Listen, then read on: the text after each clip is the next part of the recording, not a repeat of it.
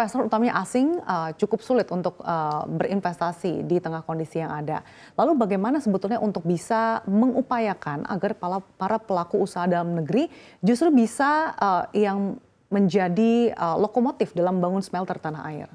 Ya sekarang kita sudah jadi lokomotifnya. Kita selalu mengajak semua stakeholders untuk bisa bersama-sama kita datangkan investor. Kami sebetulnya sudah semua perusahaan yang ada itu sudah mendatangkan investor berkali-kali. Dan itu satu proses yang tidak dinilai di dalam nilai bobot. Sehingga kita berjalan sendiri tapi usaha itu sudah sedemikian rupa. Bahkan sebelum COVID-19. Sekarang setelah COVID-19 kondisinya sudah sangat berubah. Karena semua negara juga tidak baik-baik amat seperti saya katakan tadi ya untuk menginvestasikan. Apalagi dengan penguatan nilai dolar. Ini kan juga menambah beban makin tinggi karena nilainya kan dalam US dollar. Nah inilah juga menjadi concern kami. Nah yang kami maksudkan adalah bahwa pemerintah harus betul-betul tepat sasaran untuk mau nggak membantu pengusaha ini. Kan pengusaha ini perlu dibina. Nggak mungkin lah pengusaha itu harus dibinasakan gitu. Kalau cuma hanya diperintahkan tanpa diberikan sarana dan prasarana yang kira-kira memadai dalam rangka untuk mengejawantakan perintah undang-undang, why not? Nggak perlu malu lah gitu. Karena apa? Kita juga ingin menggandeng BUMN gitu. BUMN atau kita buat saja konsorsium. Dari 10 perusahaan kan tidak perlu harus 10-10-nya buat smelter. Terlalu banyak. Nanti alumina mau dijual kemana gitu. Nah itu dia. Nah ini harus kita pikirkan bersama gitu. Supaya kita bisa menambah equity. Misalnya 3 perusahaan, 4 perusahaan jadi satu. Tapi kan harus ada wasitnya. Wasitnya pemerintah lah. Untuk bisa kita sama-sama berkolaborasi untuk bagaimana caranya untuk mendatangkan investor karena kita sudah punya equity. Oke, gitu. Jadi ada konsorsium dibuat tersendiri. Mestinya begitu, kami sudah mengusulkan begitu supaya lebih memperingan gitu. Kalau masing-masing perusahaan kan ya namanya masing-masing perusahaan kan berat sekali gitu. Karena sudah tidak ada jalan lain. Karena ini kan harus ada pada saatnya nanti smelter-smelter tuh harus terbangun. Minimum 5 lah. Kalau 5 rata-rata 2 juta, itu artinya 10 juta. 10 juta output alumina. Perlunya berapa? Setiap 2 juta itu tinggal kita kali 3 aja, ya kan? Artinya kan kita bisa mendapatkan kira-kira 50 juta ya. Itu artinya untuk memberi kesempatan para penambang-penambang ini hidup kembali dengan cara penjualannya ditentukan oleh HPM dan diikuti oleh pabrik. Kalau enggak harus dipanis. Kenapa? Kalau enggak dia jual di batangan gitu. Harusnya harganya 45 misalnya dengan AL tertentu, dia terima misalnya cuma 30 atau 35 dia terima cuma 20, terlalu jauh. Oke, saya kan ke Pak Rizky. Pak Rizky tadi Pak Ronald mengatakan kalau nanti ini banyak yang tidak terserap, lalu nanti akan dikemanakan. Tentunya ini akan berdampak pada ekonomi daerah. Nah, seperti apa Anda melihatnya Pak, terutama di Kalbar sendiri? Ya, kalau saya terus terang setuju dengan konsepnya Pak Ronald ya, bahwa ini perlu dibikin konsorsium. Ya, mungkin kalau bisa kita bikin lagi per klaster. Jadi ada yang misalnya nanti di Ketapang, atau misalnya ada yang di Mempawah, atau nanti kita bikin untuk klaster di Kalimantan Tengah maupun di Kepri. Jadi ini semua berkumpul lah ya, semua ini berkumpul ya, jadi sehingga nanti terbentuk konsorsium, sama-sama kita berpikir bisa mengurangi beban yang ada gitu kan. Nah kalau saya kan balik lagi kepentingan kami itu adalah bagaimana anggota Kadin di Kalimantan Barat ini bisa keluar lah dari struggling mereka ya, karena dengan adanya kemarin itu pembatasan ekspor ini sangat berdampak. Ya, jadi menurut saya ini mungkin konsep yang perlu kita matangkan lebih lanjut, karena ini bisa saling membantu. Cuman balik lagi, selain hanya pemerintah, butuh adanya kehadiran perbankan nasional. Ya, tadi kan Pak Surono sudah sampaikan, kalau kita bicara modal 1,2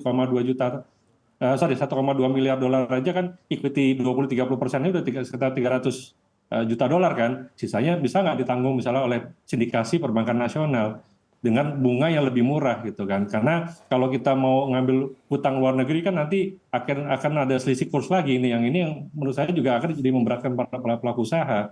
Jadi kita bisa lah bikin konsorsium, kita bikin klaster Kalimantan Barat cukup misalnya udah yang existing ada 2 atau 3, tambah lagi 2, jadi cukup ada 5, sisanya nanti dibikin di Kalteng, sisanya lagi dibikin di Kepri, sehingga ini yang bisa bergerak. Nah, yang kedua, menurut saya faktor yang perlu juga yang kita perlu perhatikan, setelah nanti jadi alumina, ini barang mau diapakan?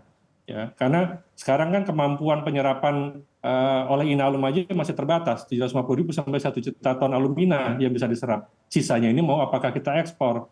Nah, kalau misalnya kita sekarang melihat ekspor kita majority masih ke China, kalau China mengalami pelambatan ekonomi seperti saat ini, nah ini kita juga akan nanti jadi timbul masalah baru. Ya, jadi menurut saya mungkin perlu juga ditimbulkan lagi industri tambahannya seperti inalum-inalum yang lain, gitu kan, sehingga nanti bisa menyerap bahan produksi yang udah kita produksikan. Perbankan nasional justru enggan untuk membiayai industri ini. Sebenarnya apa sih Pak faktor-faktornya?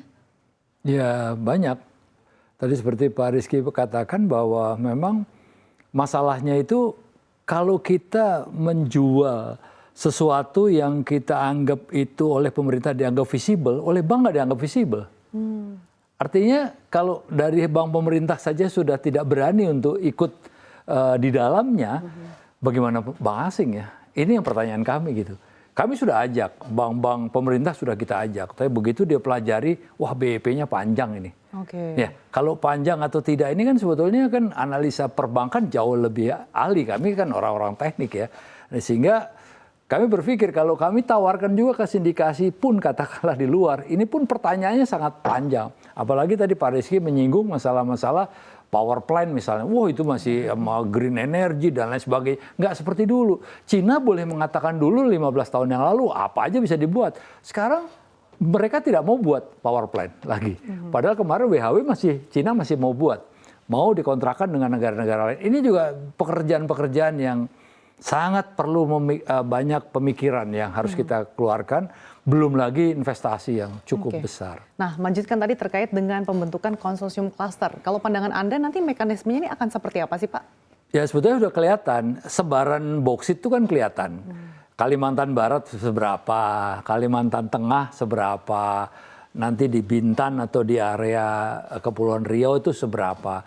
Sudah jelas gitu, artinya nggak mungkin ada tapi mungkin jauh lah di Papua misalnya. Tapi klaster di situ. Nah, sekarang kalau ada terbentuk, bayangkan kalau tidak dibuat klaster, hanya berjarak 5 kilo saja ada smelter lagi. Jadi kami misalnya di Ketapang itu ada 3 atau 4.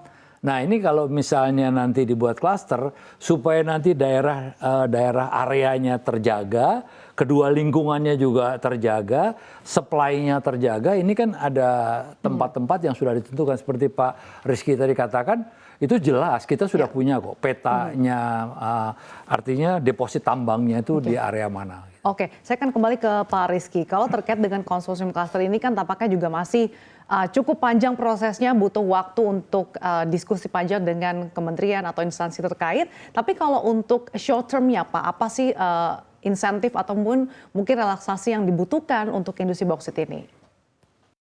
Ya mungkin balik lagi Mbak, bahwa tadi kan sudah saya sebutkan di awal, kita nggak bisa pemerintah itu menerapkan kebijakan yang one size fits all, atau kalau nikel berjalan, otomatis di bauksit berjalan. Ini kan dua komoditi yang berbeda. Dan juga karakteristiknya pun juga berbeda juga. Jadi menurut saya memang nggak bisa juga dibatasi cuma 1-2 tahun, 2-3 tahun. Atau ya udah kita sepakat dulu aja, misalnya berapa? 3-4 tahun kita lakukan relaksasi lagi, pemerintah memberikan relaksasi.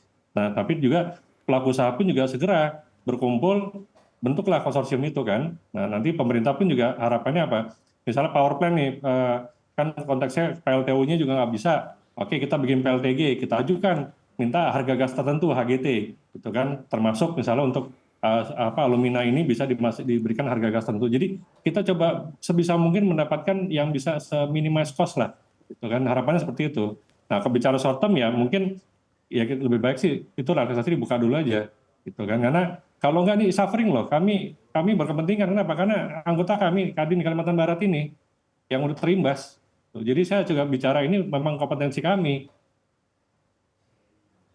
Oke, Pak Ronald, kalau dari Anda insentif apa yang bisa dilakukan dalam jangka waktu dekat untuk bisa menyelesaikan smelter ini? Yang paling di depan mata yang mudah adalah tadi ekspor. Ekspor itu memang sarana penunjang yang paling jitu ya dalam tanda petik ya, karena itu meningkatkan equity masing-masing perusahaan. Perusahaan ini kan dalam keadaan juga sekarang ini tidak baik-baik amat. Kalau dibilang sekarat terlalu ekstrim lah saya katakan. Kalau dibilang masih bisa berusaha juga sulit. Karena apa? Karena tadi sisa serapannya nggak bisa dijual, atau yang bisa dijual yang terima nggak banyak. Akhirnya rebutan. Saya ada 15 perusahaan penambang semua. Tapi yang katakanlah 1 jutaan masing-masing 15 juta, yang dibutuhkan cuma 5 juta ini misalnya. Kan sisanya kan harus kita yang menanggung kalau kita tidak bisa jual lebih rendah. Ini kan nggak bagus. Dalam iklim bisnis tidak bagus. Sehingga menurut saya seperti tadi Pak Rizky mengatakan, DPR mengatakan, ya saya kira kita buka aja, kenapa harus malu. Kalau toh memang itu menjadi penerima negara, kedua juga kita perbaiki struktur perusahaannya kita pilah-pilah lagi, kita coba lakukan investigasi, dan dia bisa recovering lagi, supaya dia punya kepercayaan juga, investor jadi percaya. Karena apa? Dia sudah punya uang nih.